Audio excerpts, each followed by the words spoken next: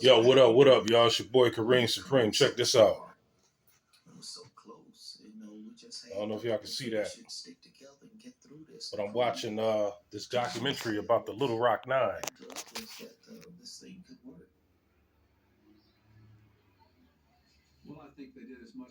Yeah, anyway, the Little Rock Nine was 9 Black American students back in the fall in September of 1957, 65 years ago to this date. They were from Little Rock, Arkansas, and they wanted to go to an all-white school. The state passed a law saying that black kids could integrate and go to the same schools with the white kids. But this ended up being dangerous for the black kids. Why? Because America was and still is a racist place that contradicts its own constitutional laws. But it was bad back then, and those 9 kids started out with 17, but the rest of them had dropped out or went back to the colored schools. Most of them went back to the colored schools. Why? Because they were getting called the N-word, getting food thrown at them. They was getting spat upon. They were getting threatened to be lynched by these other racist white kids and the racist white teachers. My whole thing is this: I don't want to be somewhere where I'm not wanted. If I was growing up at that time, I wouldn't have wanted to go to no all-white school. Especially if they rioting and picketing saying 2468, we don't want to integrate. 2468, we don't want to integrate. Who would want to still integrate and go to a school where they're not wanted? I'll tell you who. Bougie Negroes. Bougie ass Negroes. And I understand they wanted to make a change, and you got to start somewhere. But me personally, I wouldn't have did it. And I wouldn't have let my kids do it either. They would have been going to the color school. I don't care. A lot of successful people came out of the color school, even at that time. My kids would have been going to a colored high school and a historically black college. Why? Because, like I said, I wouldn't have wanted my kids to go somewhere where they're not wanted, especially my daughters. If I had daughters at that time, they wouldn't have been going to no color school. Why?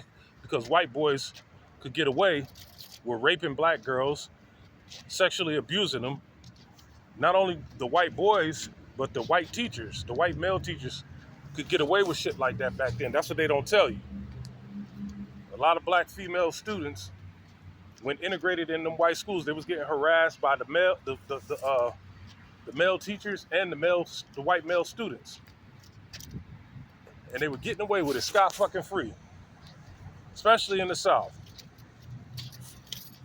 A lot of that still goes on today. I don't know if y'all remember, but back in, I want to say 2006, in Duke University, the lacrosse team,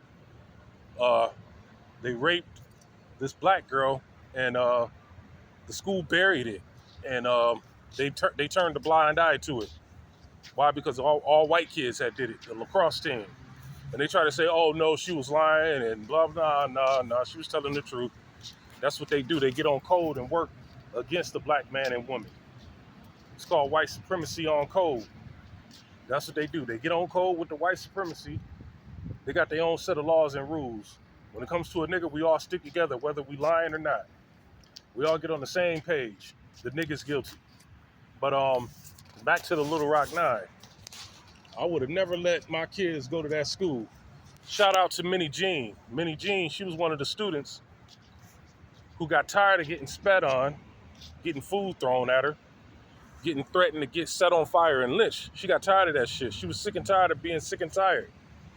She called a whole crowd of whites. She called them white trash. So they expelled her for 2 weeks. Just for saying the 2 words, white trash. But yet they could call her nigga and all this other shit. black motherfucker, all that shit they was calling her. They could do that shit. They was doing it and getting away with it for months.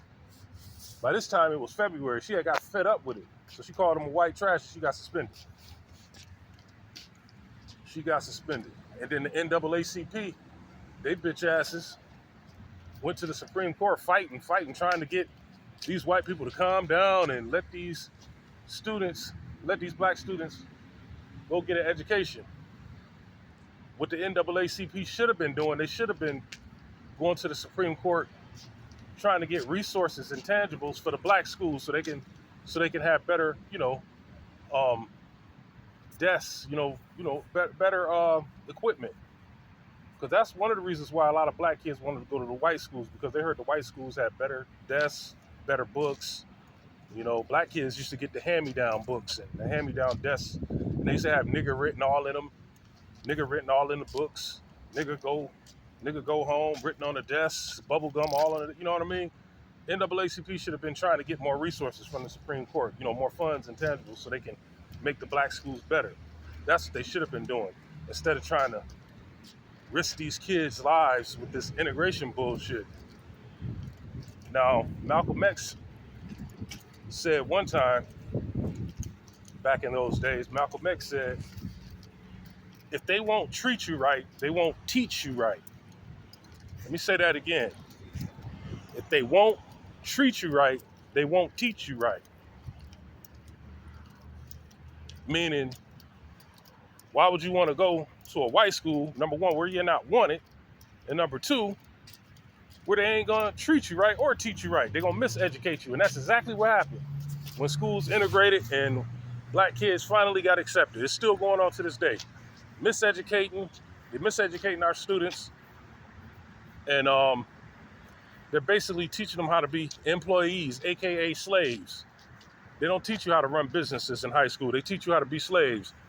Oh yeah. Here.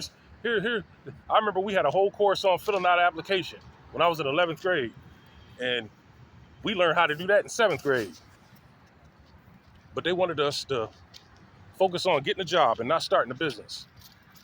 Now, one of the main reasons why white kids didn't want black kids in their schools is because the teachers was teaching the white kids how to be successful businessmen and successful slave owners. Basically, they was teaching them how to work and have black people work. They was teaching them how to be upper class and have black people working for you.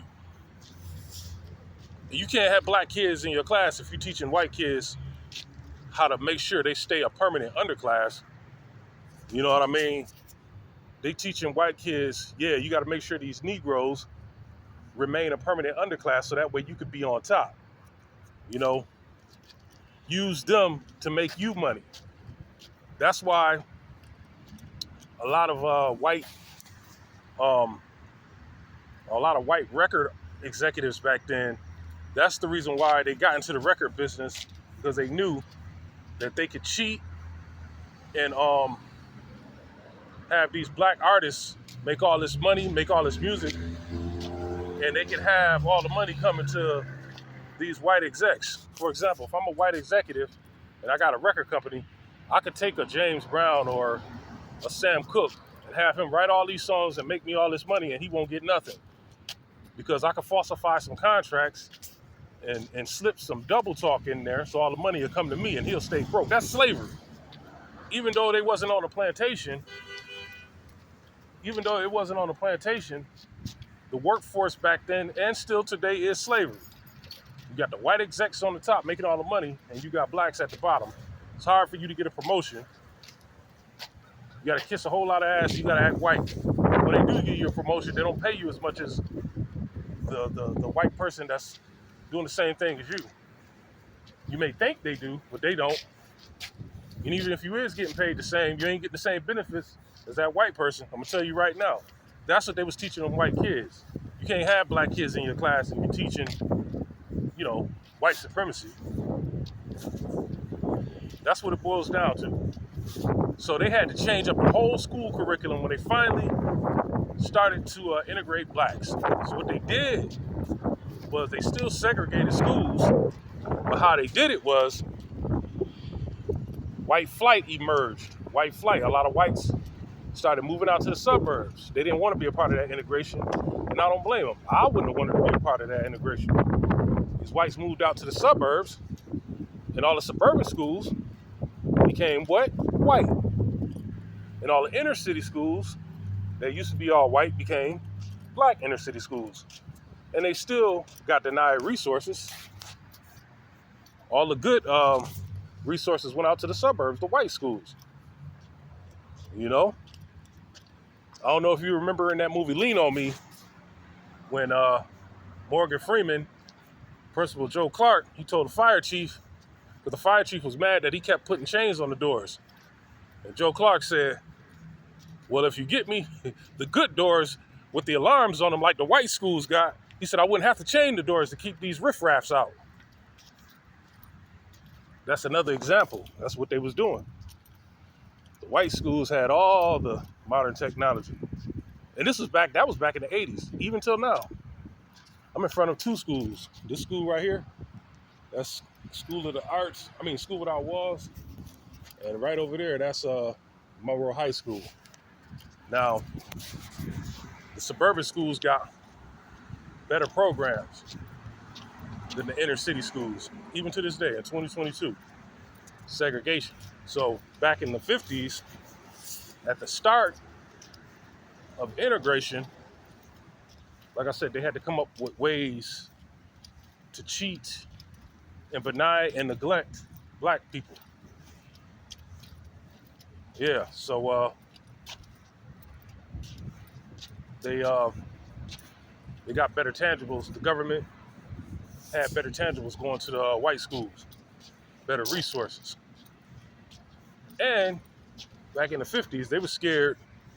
They was really scared that black men was going to start impregnating these white women. And that's what happened to a degree. A lot of that happened.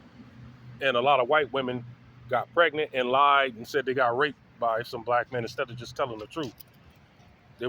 Some of them would lie and say their boyfriend raped them.